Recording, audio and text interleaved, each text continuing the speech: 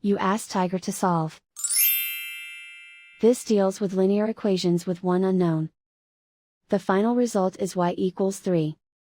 Let's solve it step by step. Simplify the expression. Expand the parentheses. Multiply the coefficients. Simplify the arithmetic. Group all constants on the right side of the equation. Add 16 to both sides. Simplify the arithmetic.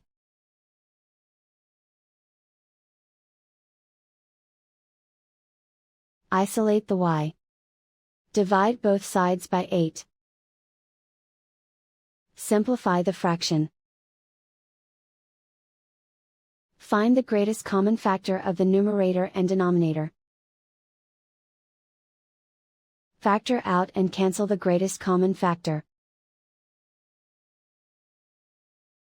And so the final result is y equals 3.